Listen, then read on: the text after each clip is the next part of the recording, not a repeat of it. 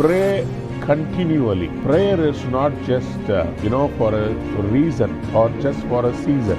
It is continuous. எப்படி ஒரு ஆறு கண்டினியூஸா ஓடிக்கிட்டே இருந்தாதான் அந்த வயல்களுக்கெல்லாம் நீர் பாசனமோ, அதே போல ஜெபம் மேல போயிட்டே இருந்தா மேல இருந்து ஆசீர்வாதம் தொடர்ந்து வந்து கொண்டே இருக்கு. இரவும் பகலும் ஜெபிக்கிற உங்களுக்கு நியாயம் செய்வார். இரவும் பகலும் இந்த தேசத்துக்காக ஜெபிக்கிற நம் எல்லாருக்கும் கர்த்தர் நியாயம் செய்வார். ஒரு விசேஷமான டிவைன் ரிவர்சல். நீங்கள் ரொம்ப நாளாக ஜெபிக்கிறீங்க, ஆனால் அந்த காரியம் உங்களுக்கு கிடைக்க மாட்டேங்குது. ஜெபம் எவ்வளவு நேரம் பண்ணுறது, எவ்வளோ நேரம் ஜெபம் பண்ணுறது, எவ்வளோ நேரம் அந்த ஜெபத்தில் காத்திருப்பது, எப்போ பதில் கொடுப்பார்? இதை குறித்ததான ஒரு காரியத்தை உங்களோட கூட நான் பகிர்ந்து கொள்ள விரும்புகிறேன். வேதத்தில் கர்த்தர் ஜெபத்துக்கு எப்படி பதில் கொடுத்தார், யாருக்கு பதில் கொடுத்தார்? 1 சாமுவேல் 30ஆம் அதிகாரத்தில் தாவீது தன்னுடைய மனைவி பிள்ளைகளை எல்லாம் அமலேக்கியர்களாலே எடுத்துக்கொண்டு போகப்பட்ட பிறகு அவர் ஆண்டவரை நோக்கி விண்ணப்பம் பண்ணுகிறதை நாம் பார்க்கிறோம். அவர்களுக்காக மன்றாடுகிறார். அப்பொழுதுதான் ஆண்டவர் சொல்கிறார், நீங்கள் சகலத்தையும் திருப்பிக் கொள்வீர்கள். ஆமென். இன்றைக்கும் உங்கள் பிள்ளைகள் பரீட்சை எழுத ஆயத்தமாக இருக்கிறாங்கல்ல?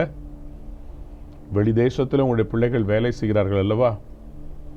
உங்களுக்காக, உங்களுடைய குடும்பத்துக்காக, உங்களுடைய மனைவி, உங்களுடைய பிள்ளை, உங்களுடைய எதிர்காலத்துக்காக நீங்கள் ஜெபித்து கொண்டிருக்கிறீங்க. எப்பொழுது எனக்கு அற்புதம் நடக்கும் என்று காத்து கொண்டிருக்கிறீங்க.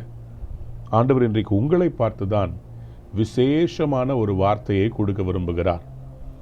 லூக்கா எழுதின சுவிசேஷம் 18ஆம் அதிகாரம் 7ஆம் 8ஆம் வசனத்தை நாம் வாசித்து பார்க்க போகிறோம். அந்தபடியே தேவன் தம்மை நோக்கி இரவும் பகலும் கூப்பிடுகிறவர்களாகிய தம்மால் தெரிந்து கொள்ளப்பட்டவர்களின் விஷயத்தில் நீடிய பொறுமை உள்ளவராய் இருந்து அவர்களுக்கு நியாயம் செய்யாமல் இருப்பாரோ? கைகளை உயர்த்தி ஆமென் சொல்லலாமா? ஆமென். அவர்களுக்கு நியாயம் செய்யாமல் இருப்பாரோ? கேட்டுவிட்டு அடுத்த வசனம் அப்படியே சொல்கிறார், சீக்கிரத்திலே அவர்களுக்கு நியாயம் செய்வார் என்று உங்களுக்கு சொல்லுகிறேன். சீக்கிரத்திலே அவர்களுக்கு நியாயம் செய்வார். சீக்கிரத்திலே நியாயம் செய்வார். அன்பார்ந்த பிள்ளைகளே, நாம் வாசித்த இந்த வேத பகுதி லூக்கா 18ஆம் அதிகாரத்தில் நாம் அந்த மேலுள்ள வசனங்களை எல்லாம் வாசித்து பார்க்கும்போது, ஒரு விதவையானவள் அநீதியான ஒரு மனிதனிடத்திலே போய் தன்னுடைய நியாயத்துக்காக அவள் போராடுகிறாள். அந்த அநீதியான அந்த நியாயாதிபதி கடவுளுக்கு பயப்படாதவன், யாருக்கும் பயப்படுற ஆள் கிடையாது. அப்போ இந்த ஸ்திரீ தனக்குள்ளே ஒரு விசுவாசத்தோடு கூட திரும்ப திரும்ப போய் தன்னுடைய நியாயத்துக்காக அவள் கேட்டுக்கொண்டே இருக்கிறாள்.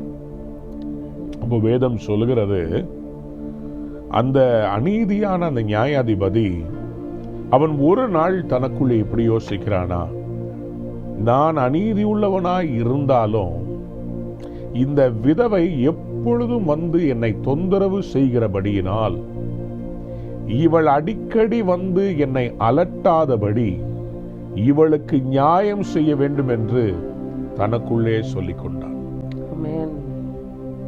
இவ ரொம்ப வந்து என்ன ரொம்ப அலட்டிக்கிட்டே இருக்கிறா, இதுக்கு மேல இவ வந்து என்ன டிஸ்டர்ப் பண்ண வேண்டாம், இவளுக்கு நான் நியாயம் பண்ணிடுறேன். அதை சொல்லிட்டு தான் ஆண்டவர் அடுத்த வசனத்தில் சொல்றாரு, இந்த அநீதி உள்ளவனே இப்படி இருக்கும்போது தம்மை நோக்கி இரவும் பகலும் கூப்பிடுகிறவர்களாகிய தம்மால் தெரிந்து கொள்ளப்பட்டவருடைய விஷயத்தில், இந்த அநீதி உள்ள அந்த நியாயாதிபதிக்கும் இந்த விதவைக்கும் எந்த ரிலேஷன்ஷிப்பும் கிடையாது. ஏன் அற்புதம் செய்யணுன்ற எந்த ஒரு ரீசனும் இல்லை. ஆனால் தம்மை நோக்கி கூப்பிடுகிற தம்மால் தெரிந்து கொள்ளப்பட்டுடைய விஷயத்தில் நீடிய பொறுமை உள்ளவராய் இருந்து அவர்களுக்கு நியாயம் செய்யாமல் இருப்பாரோ? நியாயம் செய்யாமல் இருப்பாரோ? நிச்சயமாய் நியாயம் செய்வார். நிச்சயமாய் நியாயம் செய்வார். இந்த ஓமையில ஆண்டவர் அவர்களுக்கு சொல்லுகிற மிகப்பெரிய ஒரு பாடம் என்னவென்று சொன்னால், இரவும் பகலும் தம்மை நோக்கி கூப்பிடுகிறவளுக்கு. இதை குறித்து உங்களுக்கு கர்த்தர் கொடுத்த வெளிப்பாட்டை நீங்க சொல்றீங்களா? ஏன் இரவும் பகலும் ஆண்டவர் நம்மளை ஜெபிக்கணும்னு சொல்லி சொல்றாருன்னா, சில வேளைகளை நம்ம கொஞ்ச நேரம் ஜெபிக்கிறோம், ஒரு காலகட்டத்துக்கு ஜெபிக்கிறோம், ஆனால் அதுக்கப்புறம் விட்டுறோம். ஆனால் கன்சிஸ்டண்ட்டாக நமக்கு விரோதமா இரவும் பகலும் ஒருத்தன் நம்மளை அக்யூஸ் பண்ணிக்கிட்டே இருக்கிறான். இவங்களுக்கு நடக்கக்கூடாது, இதை செய்யாதீங்க, இது வேண்டான்னு. அப்போது அதை கேன்சல் பண்ணும்படியாக தான் சும்மா கொஞ்ச நேரம் இல்லை, கன்சிஸ்டண்ட்டாக தொடர்ச்சியாக நம்ம இந்த விதவை பண்ணதை போல தான் கேட்டுக்கிட்டே இருக்கணும், சொல்லிக்கிட்டே இருக்கணும், அவர் சமூகத்தில் அதை ஞாபகப்படுத்திக்கிட்டே இருக்கணும். அப்போ அவர் மறந்துடுவாரா? அவர் மறக்கிற தெய்வமா? இப்போ நம்ம ஏன் அவரை நோக்கி இரவும் பகலும் அவரை கூப்பிடுன்னு சொல்லி அவர் எதிர்பார்க்கிறாருன்னு சொன்னா, நல்லா கவனிங்க. ஒரு ஜெபம்னு சொல்லும் போது கடமைக்கு ஜெபிக்கிற ஜெபம் ஒன்று இருக்கிறது, மற்றொன்று ஆண்டவர் என்ன எதிர்பார்க்கிறாரோ அதை பூர்த்தி செய்யும்படி தேவனை நோக்கி அவருடைய சித்தப்படி ஜெபிக்கிற ஜெபம் இருக்கிறார். நம்முடைய ஆண்டவர் துதிகளின் மத்தியிலே வாசம் பண்ணுகிறவர். 24/7 துதிகள் ஏறெடுக்கப்பட்டு வருகிறது. அந்த துதிகளின் மத்தியிலே அவர் வாசமாய் இருக்கிறார். அதே போல ஜெபத்தின் மத்தியிலும் வாசமா இருக்கிறார். ஜெபத்தின் மத்தியிலும் வாசமா இருக்கிறார். சங்கீதம் 22:3 அவர் துதிகளின் மத்தியில் வாசமாய் இருக்கிறவர் என்று எழுதப்பட்டிருந்தாலும், வெளிப்படுத்தின விசேஷம் 5ஆம் அதிகாரம் 8ஆம் வசனத்தை வாசித்து பார்க்கும்போது, சிங்காசனத்துக்கு முன்பாக நின்று கொண்டிருந்த அந்த 24 மூப்பர்கள் என்ன செய்தார்களாம்?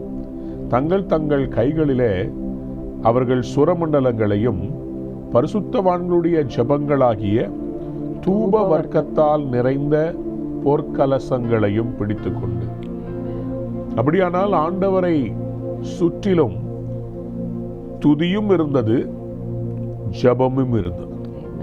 There was an aroma of incense around the throne, which was prayer. கர்த்தரை நோக்கி ஜெபிக்கிற அந்த ஜெபங்கள் எல்லாம் ஆண்டவருக்கு முன்பாக பரலோகத்தில் போய் நிக்குதுங்க.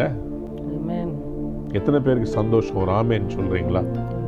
அன்பு தேவனுடைய பிள்ளைகளே, இன்றைக்கும் கர்த்தர் உங்களுடைய வாழ்விலே ஒரு மாபெரும் வெற்றியை கொடுக்கும்படி அவர் உங்களை பார்த்து சொல்லுகிறார், நீங்கள் இடைவிடாமல் ஜெபம் பண்ணுங்கள்.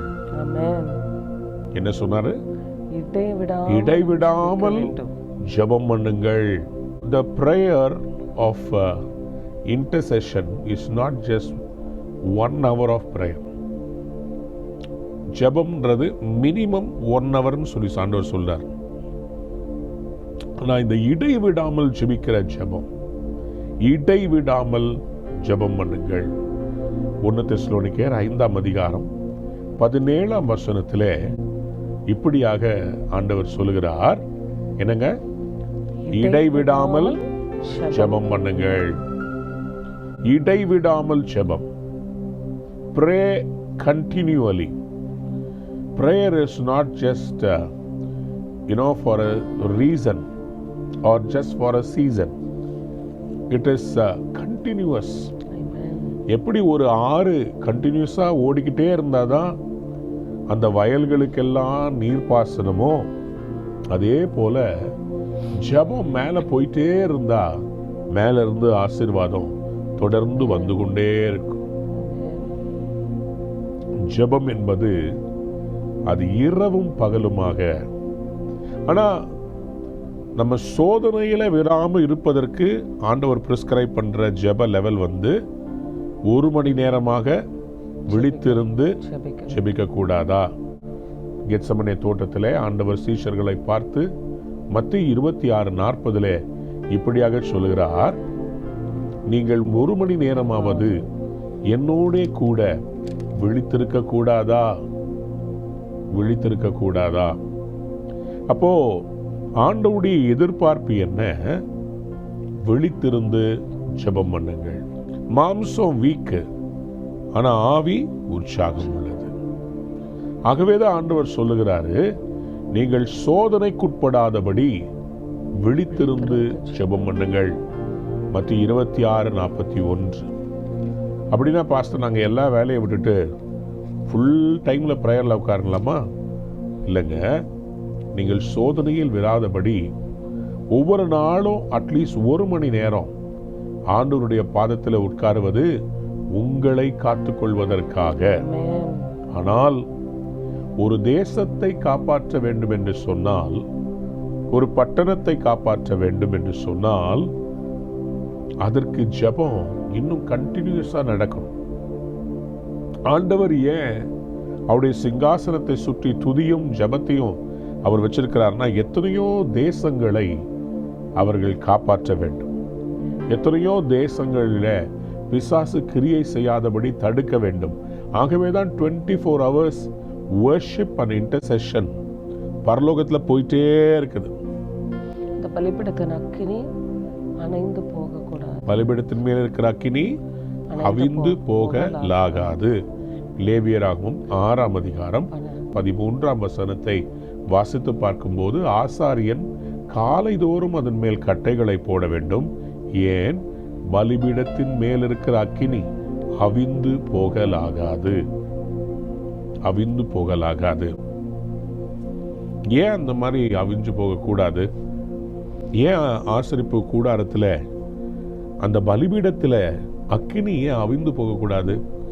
ஏனென்றால் யார் எப்போ பலி செலுத்த வந்தாலும் அவங்களுக்கு இன்ஸ்டண்டா ஒரு ரெமெடி கிடைக்க, பாவ மன்னிப்பு கிடைக்க, ஆசாரியன் பலிபீடத்தை அனலா வச்சிருக்கணும். அப்போ மற்றவங்களாம் தூங்கலாம், ஆசாரியர்கள் தூங்க முடியாது. கான்ஷியஸா இருக்கணும். அந்த பலிபீடத்தில் அக்கினி சூடா அந்த கங்கு அணைஞ்சிடக்கூடாது. ஏன்னா யார் வந்து கொடுத்தாலும் அவங்களுக்கு என்ன அவசரமோ தெரியல, அவங்க கொண்டு வர்ற பலி கர்த்தரிடத்தில் அங்கீகரிக்கப்பட வேண்டும் என்றால் அந்த பலிபீடத்தில் இருக்கிற அக்கினி அது எரிந்து கொண்டே இருக்க வேண்டும். சபையில் இருக்கிற அந்த ஜெப ஊழியம் அது எப்பொழுதும் நடந்து கொண்டே இருக்க வேண்டும். பிரசங்க ஊழியம் எவ்வளவு இம்பார்ட்டன்ட்டோ அதே போல இந்த ஜெப ஊழியம் அதிக தேவை. அதுக்காக தான் ஃபுல் டைம் ஊழியக்காரர்களை ஒவ்வொரு சபையும் எடுத்து வைத்திருக்கிறது. எதற்காக? உங்களுக்காக ஒவ்வொரு நாளும் அனல் மூட்டி ஜெபம், உங்களுடைய ஆசீர்வாதத்திற்காக உங்கள் போதகர், உங்களுடைய இன்டர்செசர்ஸ், உங்கள் உதவி ஊழியர்கள், அவர்கள் உங்களுக்காக ஜெபித்து கொண்டே இருக்கிறார்கள். ஆண்டவரே, சபையில் இருக்கிற விசுவாசிகளுக்காக, எங்களுடைய தேசத்துக்காக, எங்க பட்டணத்துக்காக சொல்லி அவர்கள் எல்லாரும் ஜெபித்து கொண்டே இருக்கிறார்கள். ஏன்? அந்த பலிபீடத்தில் எப்ப வேணா பலி செலுத்தி அதன் மூலமாய் ஜனங்களுக்கு ஒரு விமோச்சனம், ஒரு பெரிய விடுதலையை வாங்கி தர வேண்டும். அன்பானவர்களே, ஏசாயா 62ஆம் அதிகாரம் 6ஆம் 7ஆம் வசனத்தை நாம் வாசிக்கலாமா? இந்த கண்டினியூஸ் பிரேயருக்கு ஆண்டவர் பிரிஸ்கிரைப் பண்ற ஒரு காரியத்தை நாம் பார்க்கலாம். ஏசாயா 62ஆம் அதிகாரம் 6ஆம் 7ஆம் வசனம். எருசலேமே, உன் மதில்களின் மேல் பகல் முழுவதும் ரா முழுவதும் ஒரு காலமும் மௌனமாய் இராத ஜாமக்காரரை கட்டளையிடுகிறேன். கர்த்தரை பிரஸ்தாபம் பண்ணுகிறவர்களே, நீங்கள் அமெரிக்கையாய் இருக்கலாகாது. அப்புறம் அடுத்த வசனம். அவர் எருசலேமை ஸ்திரப்படுத்தி பூமியிலே அதை புகழ்ச்சியாக்கும் வரைக்கும் அவரை அமர்ந்திருக்க விடாதிருங்கள். உன் மதில்கள் மேல் பகல் முழுவதும் ரா முழுவதும் ஒரு காலமும் மௌனமாயிராத ஜாமக்காரரை கட்டளையிடுகிறேன். ஒரு காலம் மௌனமாய் இருக்காத ஜாமக்காரரை நான் கட்டளையிடுகிறேன். ஆண்டவருக்கு இன்னைக்கு தேவை ஜாமம் காக்கிறவர்கள். வாட்ச்மேன். இந்த ஜாமக்காரர்களை குறித்து வேதம் சொல்கிறது வாட்ச்மேன். பழைய ஏற்பாட்டு காலத்தில் ஒரு பட்டணத்துக்கு பெரிய பெரிய மதில்கள் இருக்கும். அந்த மதில்களின் மேலே வாட்ச்மேன் நின்று கொண்டிருப்பார்கள். அவர்கள் வாட்ச் பண்ணிக்கிட்டே இருப்பாங்க. ஜாமம் காக்கிறவர்கள். சத்துருக்கள் வருகிறார்களா பார்த்து உடனே எக்காலத்தை ஊதி ஜனங்களை எச்சரிப்பார்கள். வாட்ச்மேன். அன்பான தேவனுடைய பிள்ளைகளே, அப்படிப்பட்ட ஒரு வாட்ச்மேனா நீங்க உங்க குடும்பத்துக்கு இருப்பீங்களா? உங்க குடும்பத்தை பாதுகாக்கிறதுக்கு நீங்க இருப்பீங்களா? ஆண்டவர் இரவும் பகலும் ஜெபிக்கிற உங்களுக்கு நியாயம் செய்வார். இரவும் பகலும் இந்த தேசத்துக்காக ஜெபிக்கிற நம் எல்லாருக்கும் கர்த்தர் நியாயம் செய்வார். அவர் சீக்கிரத்தில் நியாயம் செய்வார். இன்றைக்கு இதுதான் உங்களுக்கு தீர்க்க தரிசனமான வார்த்தை. தம்மை நோக்கி இரவும் பகலும் கூப்பிடுகிற தம்மால் தெரிந்து கொள்ளப்பட்டவுடைய விஷயத்திலே அவர் நியாயம் செய்யாமல் இருப்பாரோ? லூக்கா 18ஆம் அதிகாரம் 8ஆம் வசனம் சொல்லுகிறது, சீக்கிரத்தில் அவர்களுக்கு நியாயம் செய்வார். யாருக்கு? தம்மை நோக்கி இரவும் பகலும் தம்மை நோக்கி கதறுகிற செபிக்கிறவர்களுக்கு சீக்கிரத்தில் நியாயம் செய்வார். என் அன்பு தேவனுடைய பிள்ளையே, இந்த நாளிலே பயத்தோடு கலக்கத்தோடு இருக்கிறீங்களா? குழந்தை இன்னும் பிறக்கவில்லை, திருமணம் இன்னும் நடக்கவில்லை, என் எதிர்காலம் கேள்விக்குறியாய் இருக்கிறது. சீக்கிரத்தில் கர்த்தர் நியாயம் செய்வார். ஏனென்றால் நீங்கள் இரவும் பகலும் விண்ணப்பம் பண்ணி ஜெபிக்கிறதை கர்த்தர் பார்த்து கொண்டுதான் இருக்கிறார். அவர் உங்களை வெட்கப்பட விடமாட்டார். உங்கள் காரியத்திலே உங்கள் பட்சமாய் அவர் இறங்கி வந்து சீக்கிரத்திலே உங்களுக்கு நியாயம் செய்ய போகிறார். யாராவது ஒரு அல்லேலூயா சொல்றீங்களா? அல்லேலூயா. நெகேமியா 4ஆம் அதிகாரம் 9ஆம் வசனத்திலே the 24/7 மாடல் ஆஃப் பிரேயரை குறித்து நெகேமியா என்ன சொல்லுகிறார் பாருங்கள். அவர் அலங்கத்தை கட்டுகிறார். அந்த கட்டுகிற அந்த நேரத்தில் அவர் எப்படி தன்னுடைய ஜனங்களை அதுக்கு ஆயத்தப்படுத்தினார்னா, ஆனாலும் நாங்கள் எங்கள் தேவனை நோக்கி ஜெபம் பண்ணி அவர்கள் நிமித்தம் இரவும் பகலும் ஜாமக்காரர்களை வைத்தோம். அல்லேலூயா. அல்லேலூயா. சன்பல்லாத், தொபியா இவர்கள் கட்டுகிற இந்த கட்டுமான பணிகளை தடை செய்யும்படிக்கு ரப்சாகே இவங்க எல்லாரும் வந்து விரோதமாய் பேசுகிறார்கள். இவங்கெல்லாம் பேசுறத கேள்விப்பட்ட உடனேயே நெகேமியா அவங்க கிட்ட போய் யுத்தம் பண்ண போல, ஏன் பேசுறீங்கன்னு அவங்கள போய் தடை பண்ணல. அன்பார்ந்தவுடைய பிள்ளைகளே, இன்னைக்கு நிறைய பேர் ட்ரோல் பண்ண ஆரம்பிச்சிருக்கிறாங்க. ஊழியர்களை, அவர்களுடைய ஊழியத்தை ஈஸியா விமர்சனம் பண்றாங்க. ஏன்? அவர்கள் மூலமாய் தேவனுடைய ராஜ்யம் கட்டப்படுகிறது, நிற்கப்பட வேண்டும். ஊழியக்காரங்க நல்லா இருக்கக்கூடாது. ஆனா அவங்க என்ன செய்யறாங்க? தேசத்துல என்ன கொண்டு வர விரும்புகிறார்? எந்த காரியத்தை செய்கிறார்கள்? இந்தியா முழுவதுமாக ஜெப மையங்கள் எழும்ப வேண்டாமா? இரவும் பகலும் ஆண்டவரை நோக்கி கூப்பிடுகிற அந்த ஜெப மையங்கள்.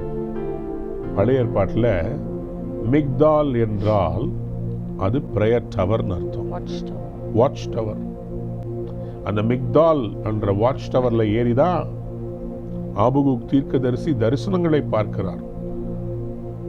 அவர் மேலே ஏறி கர்த்தர் எனக்கு என்ன சொல்லுவார்னு பார்க்கட்டும்னு சொல்லி அவர் மேலே ஏறும்போது தான் ஆண்டவர் அவருக்கு தரிசனங்களை காண்பிக்கிறார். குறித்த காலத்துக்குள்ள தரிசனம்லாம் அப்பதான் அவருக்கு தெரிகிறது. ஆகவே இந்த வாட்ச் டவர் என்பது ரொம்ப அவசியம். நெகேமியா எப்படி இரவும் பகலும் ஜாமம் காக்கிறவர்களை அவன் அந்த வால் மேல பொசிஷன் பண்ணானோ, அதே மாதிரி நம்முடைய இந்தியா தேசத்திற்காக இரவும் பகலும் திறப்பில் நிற்கிற ஆராதனை ஜெப வீரர்கள்.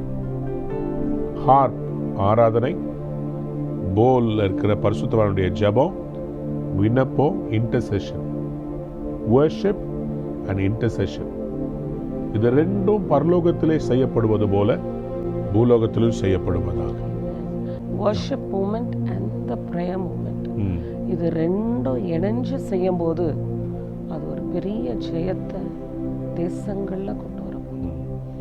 நம்ம குறித்து ஒரு தீர்க்க தரிசனம் வெளிப்பட்டது எருசலேமில். அதை குறித்து நீங்கள் எக்ஸ்பிளைன் பண்ணுறீங்களா?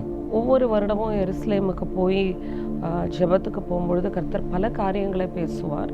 அதில் முக்கியமாக நம்ம தனியாக ஆராதிக்கிறோம், தனியாக ஜெபிக்கிறோம். ஆனால் இதை இணைந்து செய்யும்போது that is a heavenly model of 24/7.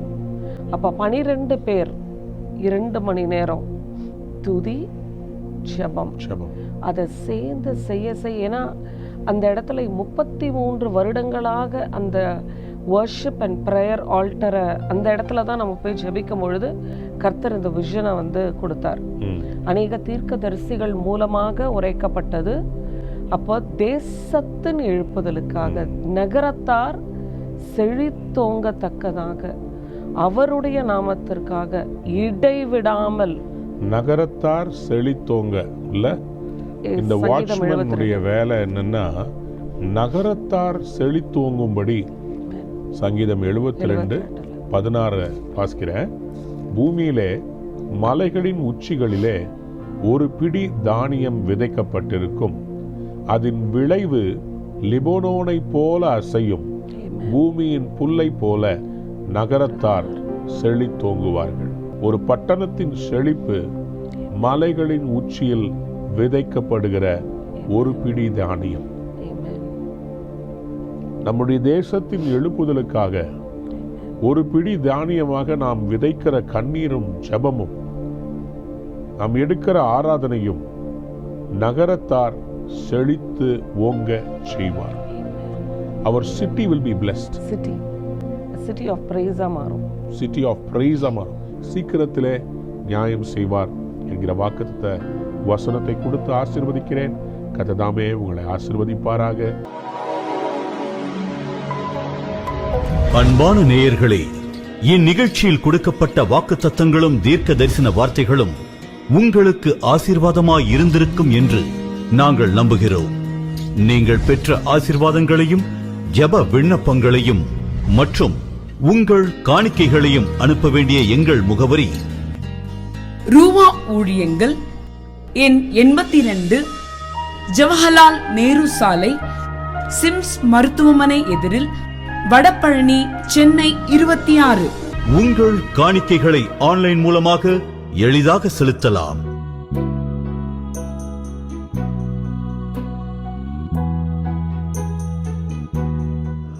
எங்கள் இணையதள முகவரி www.ruhaministries.org.